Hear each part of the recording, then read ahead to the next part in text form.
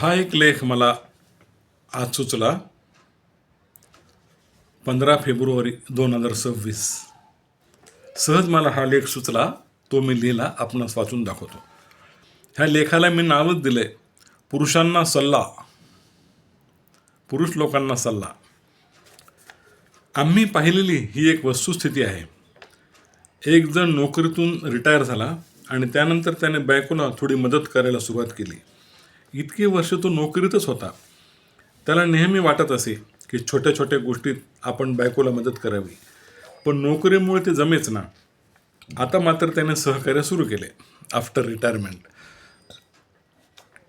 दर 2-3 दिवसाआड मंडईतून भाज्या आणणे, दळणाचा डबा गिरणीत नेऊन सायंकाळी तो डबा परत घेऊन येणे, मधून सर्व किराणा सामान आणून घरी आणून देणे, मेडिकल स्टोअर्समधून दोघांची औषधे व गोळ्या आणणे, जनरल स्टोअर्समधून बायको सांगेल ते आणून देणे, बायकोच्या काही मैत्रिणी आल्या तर सर्वांसाठी ज्यूस व ड्रायफ्रूट्स घेऊन येणे, वगैरे वगैरे कितीतरी कामे तो सतत करायचा.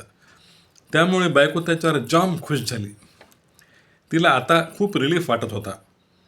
इतकंच नव्हे तर दोघांचं म्हणजे ह्याच्या पलीकडचं सांगायचं म्हणजे ज्यावेळेस दोघंजणं नवरा बायको घरी जेवत, त्यानंतर जेवण झाल्यानंतर उरलेलं अन्न उचलून ते टेबलवर नीट झाकून ठेवणे आणि जेवलेल्या दोघांच्या डिशेस उचलून त्या बाथरूममध्ये नेऊन ठेवणे, ही दोन्ही कामे तोच करायचा. आणखी त्याने काय करावे सांगा. घरी आलेल्या मैत्रिणींना हे सर्व माहीत होतं.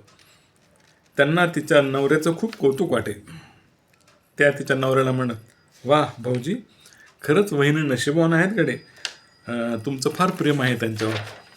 हे ऐकून तो हसायचा आणि मग तो उत्तर देई, अहो प्रेमाचं काय, आपल्याला जमेल ते पुरुषानं करावं, बाईला जीव नाही का, ती किती राबणार. आता आपण रिकामेच आहोत, बाहेर मित्रकंपनीत हिंडायला गोड वाटतं, मग ही कामं कोण करणार.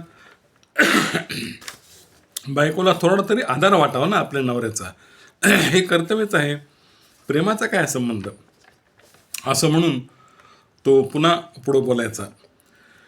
चहा आणून दिला की किती प्रेम आहे बायकोवर, ज्यूस आणून दिला की किती प्रेम आहे बायकोवर, दळण आणलं की वा काय प्रेम आहे बायकोवर, भांडे बाथरूममध्ये नेऊन ठेवले की बघा किती प्रेम आहे बायकोवर, उपवासाच्या दिवशी बायकोला थोडा वेफर आणून दिले की बघा किती प्रेम आहे बायकोवर. असंच म्हणत राहायचं का. ते हे त्याचं बोलणं ऐकून त्याच्या बायकोच्या सर्व मैत्रिणी खूप हसायच्या आणि मग तोही त्यांच्या हसण्यामध्ये सामील व्हायचा. एक दिवस तो सर्व महिला मंडळाला म्हणाला, बायकोच्या मैत्रिणींना तो म्हणाला, अहो मी जी ही कामे आता करायलो, ही सगळी कामे 35 वर्ष माझ्या बायकोनंच केली एकटीनं.